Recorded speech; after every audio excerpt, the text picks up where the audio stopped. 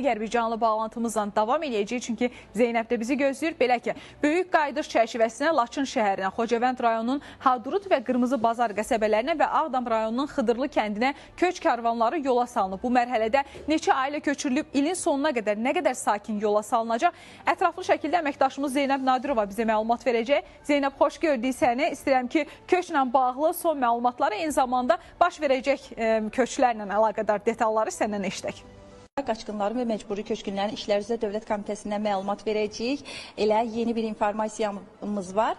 Növbəti köç prosesi baş tutub. Daha bir sevindirici xəbər ondan ibarətdir ki, bəzi ərazilərdən didərgin düşənlər artıq öz torpaqlarına qovuşublar. Hansı ərazilərdə bununla bağlı ilkin məlumat verim. Laçına, bundan əlavə Xocavəndin Hadrut qəsəbəsinə, eyni zamanda Qırmızı Bazar qəsəbəsinə, əlavə olaraq Ağdamın Xıdırlı kəndinə növbəti köç prosesi baş tutub. Mən elə vaxt itirmədən detalları Qaçqınların və Məcburi Köçkünlərin İşləri üzrə Dövlət Komitəsinin sədr müavini Fuad Hüseynovdan almaq istəyirəm. Fuad bəy, sabahınız xeyir olsun. Elə bu istiqamətdə məlumatı qısa şəkildə sizdən alaq, zəhmət olmaz. Bugün biz hamılıqla həqiqətən böyük şanlı tarixi yaşayırıq və bu şanlı tarixi bizə bəxş etdikləri üçün ilk növbədə müqəddəs ruhları qarşısında baş ediyimiz, Allahdan daim rəhmət dilədiyimiz şəhidlərimizə, Allahdan sağlıq və şəfa dilədiyimiz qazilərimizə və təbii ki, həm tarixi zəfərimizin, həm böyük qardaşımız əsas mimarı və müəllifi olan Müzəffər Ali Baş Komandanımıza borçluyuq.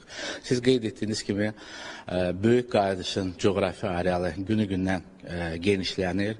Demək olar ki, hər həftə, hər gün Qarabağımıza, Şərqi Zəngəzurumuza köç karvanları yola salınır.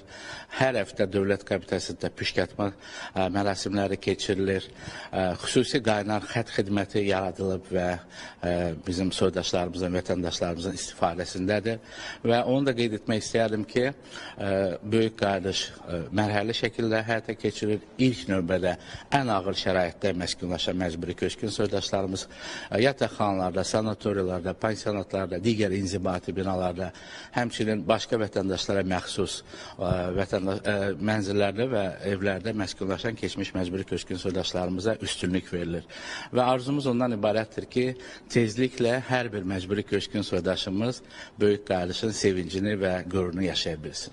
Təşəkkür edirəm və bu istiqamətdə işlərinizə uğurlar arzulayıram.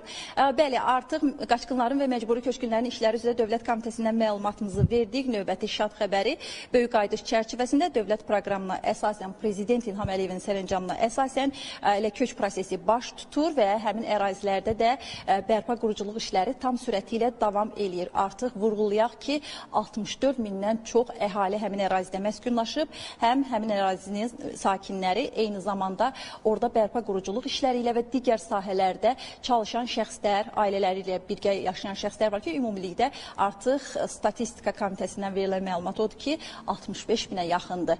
Bəli, bu istiqamətdə də bu rəqəmin də böyüməsi istisna edilmir və bu istiqamətdə də təbii ki, proses davam eləyir. Çatdıracağımız informasiya bu bağlantıda bundan ibarət idi. Söz yenidən səndə.